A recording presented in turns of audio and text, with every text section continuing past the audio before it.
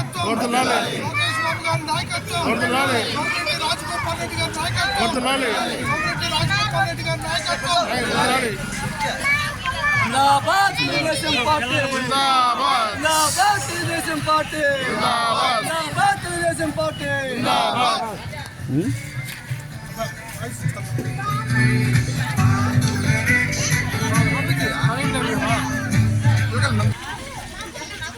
దీంట్లో ఉన్నట్టు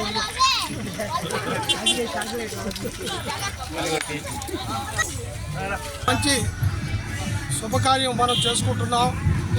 ఈరోజు పండుగ వాతావరణం.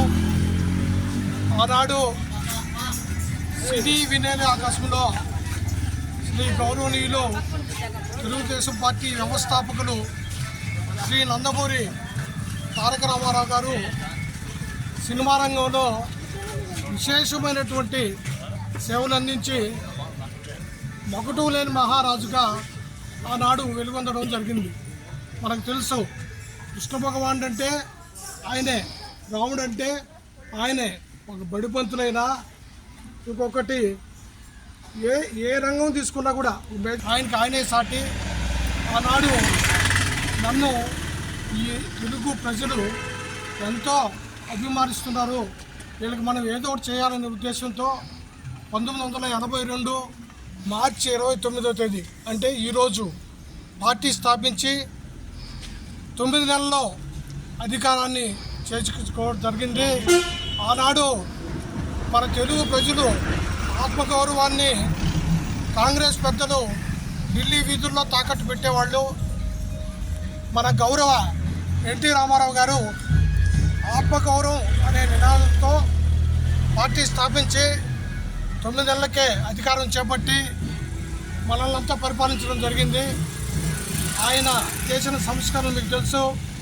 ఈరోజు బడుగు బలహీన వర్గాలు, దళితులు అందరం కూడా రాజకీయ రిజర్వేషన్స్, మహిళలకి రిజర్వేషన్స్, ఈరోజు మండల వ్యవస్థ, అట్లాగే ఆస్తిలో ఆడవారికి సమాన హక్కు, ఇవన్నీ కూడా ఆనాడు మన ఎన్టీ రామారావు గారు మనకందరికీ ఇవ్వడం జరిగింది.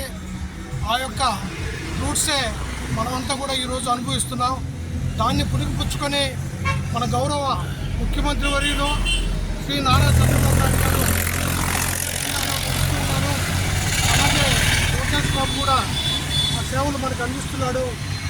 వాళ్ళందరినీ ఆదర్శంగా మాజీ మంత్రివర్యులు శ్రీ సోమిరెడ్డి చంద్రమోహన్ రెడ్డి గారు ఈనాడు మన సర్వేపల్లిని విద్యాధికంగా దాదాపు 400 కోట్లు నిధులతో ఈనాడు అభివృద్ధి చేయడం జరిగింది.